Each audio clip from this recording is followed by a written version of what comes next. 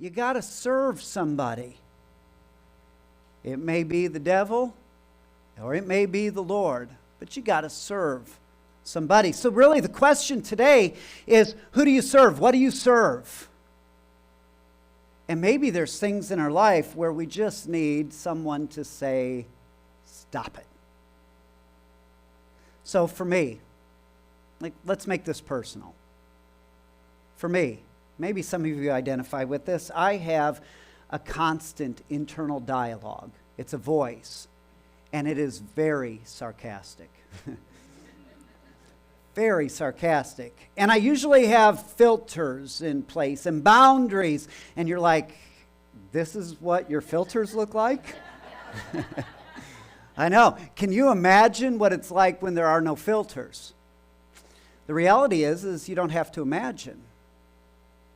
See, there is the worst time of my week. You know when that is? Sunday night. It really is. I'm exhausted. For you, Sunday is the first day of the week. For me, it's the end of a very long week. And it's not just preaching. It's not just writing. It's not just pastoring.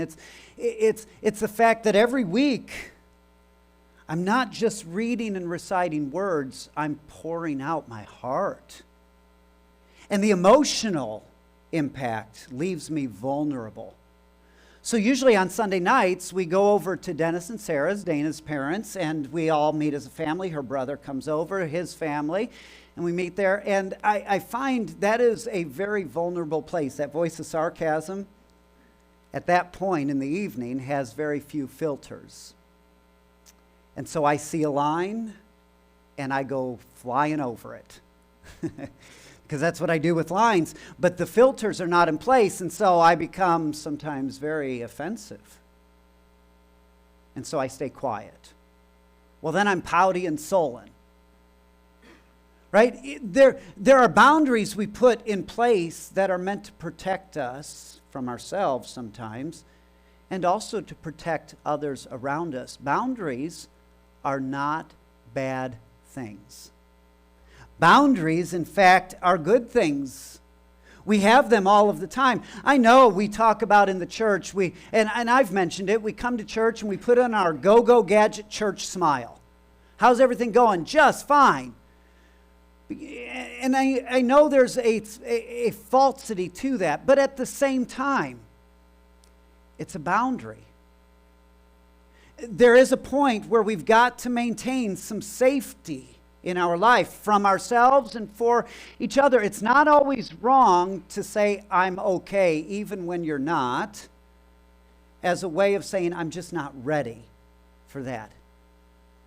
Right? Boundaries are an okay thing. We do not want people just showing up vomiting their brokenness on each other. Now, this is a place of healing, and we need to be honest, and we need to be in community with this. But at the same time, we've got to recognize there is a balance, a necessary balance in our life that boundaries provide.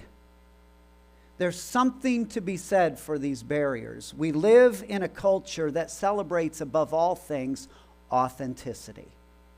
And for us, authenticity means filterless living. And that is not healthy. We can't hide it, we can't suppress it, nor should we, but neither do we live with our life cut open and spilling out all of the time. Barriers actually are healthy things when used properly. And they provide something of security for us. And this is what the gospel does for us. The gospel actually gives us barriers and tells us, do not cross these lines. But within those barriers, there is a kind of freedom. You see, if we cross these boundaries, a lot of times it leads to death. And this is the passage that we read today. Life or death. The path that leads to life, the path that leads to death. And the boundaries, even that Scripture puts in place, are boundaries that are meant to help keep us on that path of life. The decisions we make. the boundaries, the barriers even that are given to us by Holy Writ. There are things we are not to do, not because God, by some kind of divine fiat, however you want to say it, has commanded us to do something just because God can do it. No, what God commands is for our good. Just like a parent, you have rules in your house that are for the good of the children in your house. And also so they'll shut up while the news is on.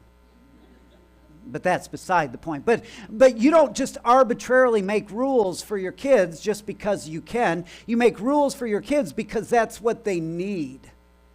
God does the same thing. And we have tended to think that freedom, even freedom in Christ, is without boundaries. It is not. It is not.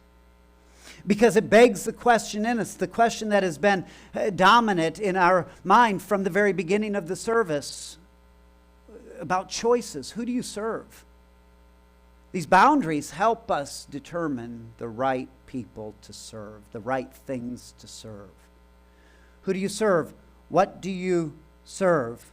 What is the biggest thing in your life? What dominates your waking thoughts? What dominates your attitudes? Maybe your finances. Those are the things that you serve. What dominates your anxiety? What dominates all of the ways you move through life? Chances are those things are not serving you. You are serving them. You've become a slave. That's what this passage is about. A slave to death or a slave to righteousness. That doesn't sound like freedom to us. And really, we've got to get this. There is no such thing as freedom that is pure autonomy. We live within necessary boundaries. We are free in America. Does that mean we are lawless? No. It's our laws that protect our freedoms. We have boundaries. And the same is true even for the faith that we serve. So this was why Bob Dylan's question was so poignant to me. I don't know if you caught all the lyrics. Sometimes Bob Dylan is hard to understand. In this one, he was crystal clear, I think. But let me read some of them to you. I'll start right in the middle of the song because it starts by pointing at me. Here's what it says. You may be a preacher preaching spiritual pride.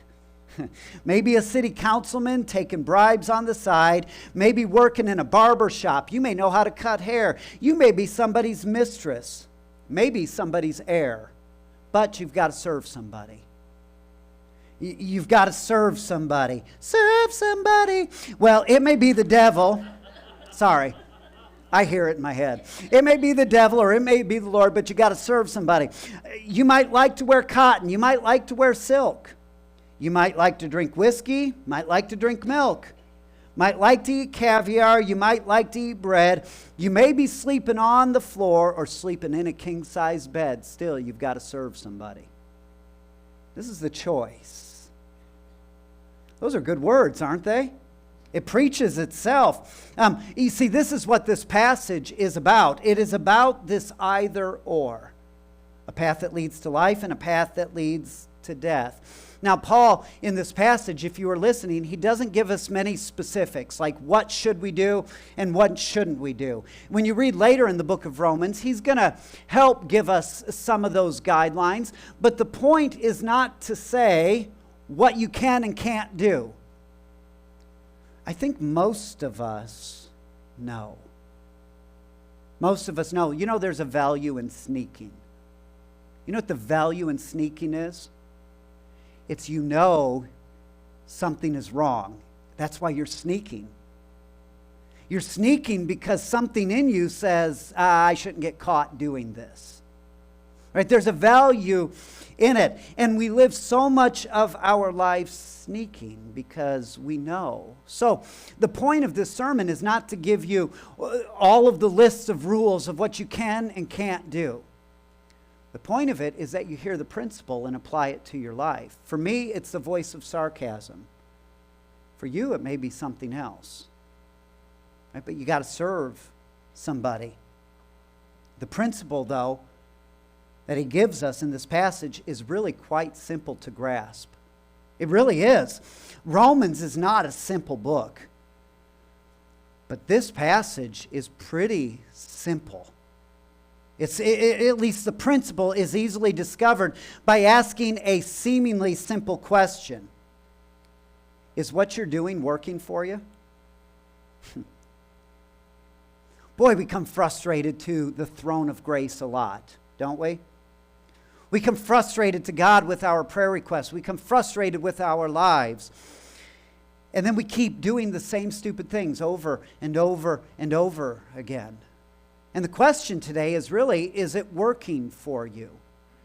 You see, you've become a slave to that thing that's not working. Or said another way, does your life point in the direction of life, or does your life point in the direction of death? It really is that simple. When you get down to it, what direction is your life pointing? And I'm not talking about, will you someday die? You will. Unless the Lord returns first. We always say that as a caveat, but it's only going to happen once, and it hasn't happened in 2,000 years. So let's assume we're all going to die. Right? So we're all going to die. The point of this is not to say this is how you get out of not dying. The point of this is your life in the direction of life eternal, or is your life in the direction of eternal destruction? Where's it all going for you?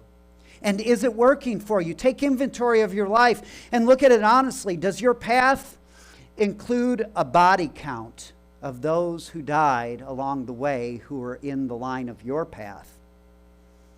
For me, this forms, as an example, the center. Here's a point of application for my life. I can't apply it to yours. But this question formed the center of, as I shared last week, a horribly difficult decision for me to discontinue my schooling. Thankfully, this week has provided maybe a way forward in the years to come. That's a grace. But it was a heart-rendering decision for me. Because in my life, I began to make a tally of the body count. What was it taking from my life? Was it pointing to life, or was it pointing to death? I was disconnected from my family. I was disconnected from my church family. I was cranky. I was irritable. I still am. I'm working on it. I didn't just get out of it overnight. But can I tell you, and this is going to be hard for most of you to understand. Some of you will get this, and you'll think I'm exaggerating the claim. But bear with me. Can I tell you the decision still, as I stand here, bears more grief than I can articulate. The closest I can come to saying how painful of a decision this was for me is to say the emotions I have felt these last couple of weeks are on par with what I felt when we lost our third-born child. I know it sounds like I'm overstating my case, but that is exactly how it sounds. It feels like death. It feels like it in the center of my heart, and I'm grieving. I don't even know what that means, and I know it's not going to go away overnight. And this is just a silly example, but the reason I bring this up is because for me, I was serving maybe the wrong thing. And its effect I could see around me. There's things in your life, maybe good things, that have become the master of you rather than you the master of it. And the question is who will you serve? There may need to be changes that are painful, that you just don't make a decision about and you're over the next day, that you have to live with. But take inventory of your life. In the end, what matters? This is what Paul is preaching to us today. And so I say all of this oversimplification of this passage, of a simple choice, so that you'll take a simple inventory of your life and you will ask the question, is this working for me? Is it leading to life? Is it leading to death? And I know it's an oversimplification, but maybe the oversimplification is so that we can see just how foolish some of our paths to destruction really are. Maybe we need to hear the voice of the frustrated preacher. Stop it. Just stop it. Let me give you an illustration. The importance of boundaries in our life and how boundaries actually give us freedom. You all have been watching the mess for 2.5 months. That has been my backyard. 2.5 months ago, I had concrete workers show up at 7:30 in the morning. They began tearing down my fence to rebuild the retaining wall around my backyard. That process took over a month, and during that time, the rest of the fence came down. And it was fun to watch and neat for all of it to happen, progress. And, excuse me, my poor neighbors were sick of seeing me come out in my pajamas drinking coffee in the morning. So the exposure, somebody said, I think it was Phil Belt said, oh, I like it down. I was like, my neighbors do not. They have seen more of me than anybody deserves to. But you know who suffered the most with that fence coming down? My dog. My dog. Cash is his name, which is a stupid name, but we inherited the name. It's what he responds to. So I would have never named the dog Cash. Maybe Johnny. But here he was. He has a doggy door. He has free reign of the backyard. He goes in and out throughout the day, especially when he's alone. He runs. He keeps the chickens in their place when they're jumping the fence. He has his little trails. He rolls in the grass. He suns himself. He plays fetch with himself. He chases his tail. Right? He's a dog. He barks at the other dogs. But when that fence came down, his freedom appeared to be unlimited. But what happened was, at first, we went out with him on the leash. And he learned he had about 15 feet to work with. And then he's got this collar. It does shock him, but we don't shock him. It puts a tone. It beeps. It beeps. And that beep ruins his day. Hours. He will sulk for hours when he gets beeped. And so we got to the point where he could be off the leash, but we always went out, right? The doggy door was covered. He couldn't go out on his own. We always went out with him, and that's a little embarrassing when he's having to watch us watch him do his stuff, right? And so it was weird. We never made eye contact, but we'd have that remote, and if he got too close to a boundary, he'd get beeped. If he started barking like he was going to chase after a dog, he got beeped. If he wandered out of sight, he got beeped, and he became a little neurotic. And he couldn't go out in and out on his own. He became, because of the unlimited freedom, he became a prisoner. He had less than when he had the boundaries. And Monday, I finished the fence. Hallelujah. And I took that doggy door off, and he very tentatively went out. He's run into that door too many times. He tentatively went out, and he kind of walked around, and he sniffed, and he kind of looked backwards at me to see what I was going to do, and he wandered around the corner. And it wasn't a few hours, and he was in and out of the house. He was running around. He was back to being a dog. Isn't it amazing how boundaries gave him freedom?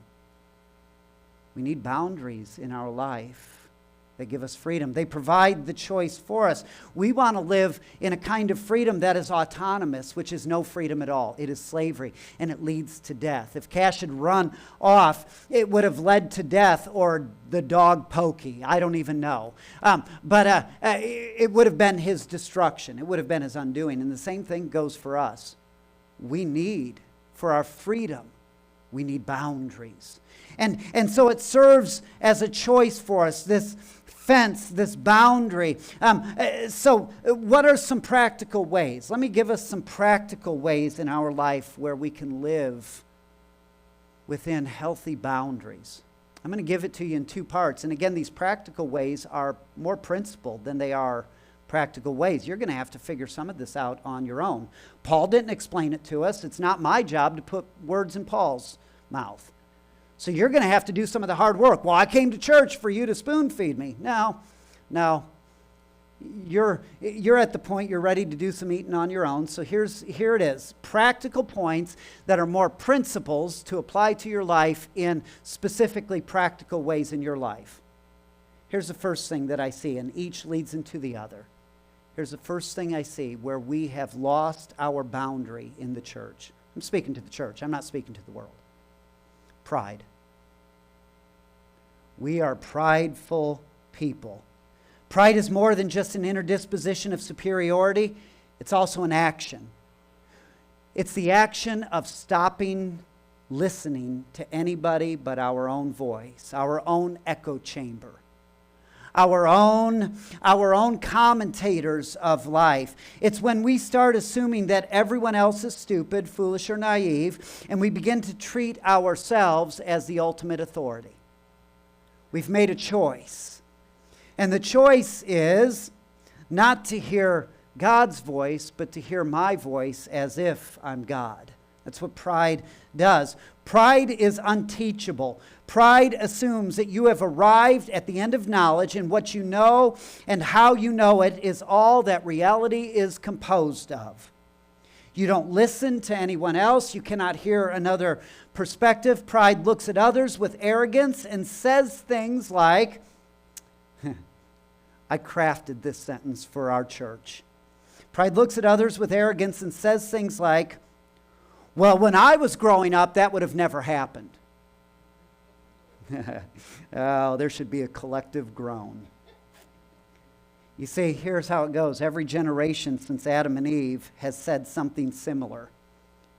And its underlying message is that your generation figured it out. Your generation did it right, and no other generation is as smart as you are. Pride refuses to listen. Well, that would have never happened when I was a kid. Here's an example of that in our house, something that has divided our house. We are a divided home. It's the issue of the planet, dwarf planet, Pluto. Dana's like, well, I learned in school that there are 9 planets in the solar system: Mercury, Venus, Earth, Mars, Jupiter, Saturn, Uranus, Neptune, and Pluto. And so I don't care who Neil deGrasse Tyson thinks he is, how many PhDs, it's a planet. It's a planet. And I'm like, no, it's not a planet. It's a dwarf planet. It's a dwarf planet because it's bigger than the planet Mercury. Or it's smaller than the planet. No, it is. It's bigger than the planet Mercury. But here's another problem. Titan, that big moon around Saturn, is bigger than Pluto. Like, where does this fit? Did you know Pluto is smaller than our own moon? So if you're going to say there's 9 planets in the solar system, you're going to have to greatly up your count. Because Titan has to count. The moon, our moon, has to count. Right? And if you go to the Kuiper Belt, there are things just as big or bigger than Pluto. You're going to count all of that. You were having troubles keeping track of 9. Try coming up with 20. Right? It's a dwarf planet. Well, I was taught. Yeah, Galileo was taught there were 5 planets. He was wrong too. You see, just because your generation has come to a point of knowledge does not mean that's where knowledge stops. Pride says, what I know is what I know, and I don't need to know anything more than what I know, and you should know what I know the way that I know it. Well, that's not how we did math growing up. I don't care. It actually kind of works, says the guy who can't figure a tip on a receipt. Right? So pride refuses to move beyond what it has always known. Pride castigates political moderates. Oh, there's no room for pride for people that want to hear 2 sides. No, we've got to be our extreme positions. It castigates moderates. Pride prioritizes what is best for me over what is best for everyone or for others. Pride insists on its own way at the expense of all other ways, which countermands Jesus' own proclamation that he is the way, not me. He is the way, the truth, and the life. Not your way, His way. Pride refuses that. Pride, says Martin Luther, and I think he's right, is the root of all sin. This is the path that we have been given to us. It is a path that leads to destruction. It is a path that leads to death. And I think the vehicle for that path, at least in the world I live, is pride. At its root, when you strip it all away, it's pride. Pride determines that what I am going to do, I'm going to do for my sake and my sake alone. Sin. And it leads to death. There's a choice to be made. Is this your master? Now, pride devolves into something else. And this is kind of the second point. Again, I'm speaking right into our world. This message is crafted for us. For us here today. Here's the second voice that I hear, and maybe a point of application in your life, one that I am so guilty of. It's cynicism. Did you know cynicism is the fruit of pride? Cynicism is the dialect that pride speaks in. When nothing goes to our plans, rooted as they are in pride, we become cynical of everything and everyone around us. I know the plans that I have for myself, declares Jeff, plans to prosper me and give me a future. I don't know if you caught that. I just perverted Jeremiah's words. But that's how we treat it. Anytime something doesn't go to our plans, our pride says, but I planned this. This was how it's supposed to go, and it fell apart. And so what do we respond to that pride with? Cynicism. Nothing works. It's all falling apart. Everything's dying. Everybody can die along with it. Cynicism holds the world in contempt. It does. It holds the world in contempt while we forget that the world that it holds in contempt is the same world that Jesus came to rescue and die for. So cynicism is pride's natural dialect, and it assumes that the world is beyond redemption, that there is no hope, that Jesus just needs to return and get it over with already. Cynicism robs us of our joy. We are a joyless church, it seems. Cynicism robs us of our joy. And eventually, when cynicism runs out of fingers to point at the world around, we only realize that the very thing we have been charging the world with is now shining a spotlight on ourselves. And now we can't point at anybody else. Cynicism ends by pointing at ourselves. If the world is beyond redemption, our cynicism will eventually lead us to the conclusion that we are beyond redemption. Wow.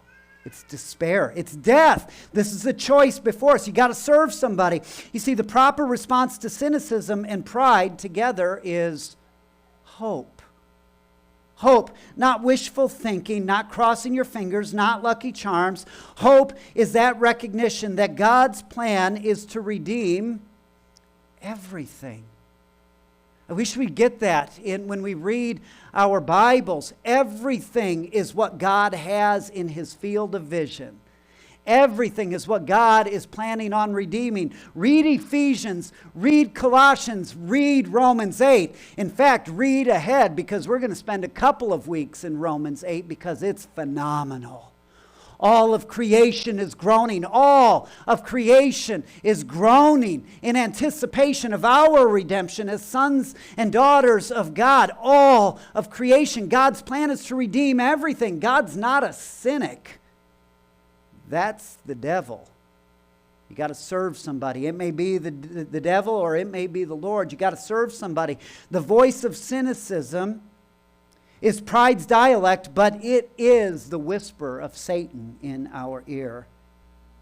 You see, what God does bring to end as we read all of these apocalyptic passages where we like to see about the blood flowing and God's vengeance and all of these things, we rub our hands together and it's like we're rubbernecking at an accident site. We claim that it's tragic, but we have some kind of sadistic glee when we read these things about what God will do. Oh, we love to live in these places, but what we have missed is what God brings to an end, even in those stories, is not creation. What God brings to an end is injustice. What God brings to an end is tyranny. What God brings to an end is sin. That's what God is bringing to an end. He's redeeming the rest of it. And cynicism does not anticipate that. This is why hope is so important. Hope is the language of the church. If cynicism is the language of pride, hope is the language of the church, because we know what God has planned for all of creation, and in hope we live into that reality. As we will be one day, we live as kingdom citizens today. We live into that hope. We should anticipate God's coming justice by participating in the justice of God, the same ministry of reconciliation that Christ himself offers. You see, this is what hope looks like. This is what hope accomplishes. Read ahead to Romans 8. I gave you a teaser, but it's all there. God's redemption of all things. God makes everything whole and new. This creation, it says, is groaning as a woman getting ready to give birth. I know very little about what that feels like. Here's what I do know, is that the greater the pain, the closer the delivery. That something new is about to be born. And in our cynicism, we think it's all just going to hell. But we've failed to recognize what Scripture says very plainly, that the birth pangs will increase as the birth itself of what is new, that new creation, comes close. And so we live into that. We live into the hope. Does it mean we ignore the pain? No. As anybody in labor can testify to. You don't ignore the pain. You endure the pain because you know what's on the other side. And we live, that's what hope is. We live into this. It's why I love the words of the prophet Zechariah so much. In the same passage where he talks about, he anticipates the way that Jesus would come into Jerusalem on a colt, on the foal of a donkey, right? He would ride into Jerusalem. It's the symbol of peace. Zechariah 9 is about this entry of peace, the kingdom of peace that Christ brings. And in that same passage, he admonishes the people. He says, "Return to your stronghold, you prisoners of hope." See, you will be slaves to something, either slaves to righteousness from our passage or slaves to death. And in this passage, he calls us prisoners, but the same concept applies. We are slaves. We are prisoners to hope. It captivates us. We've become captive to hope. And this becomes the message of hope when all the world hears is the destruction that we preach and we teach. It will never hear the message of hope. There is a message of hope, but it involves a choice. But the choice begins here today. It begins with us today. A path that leads to life or a path that leads to death. As we take inventory of our lives, again, I would ask you that question: who are you serving?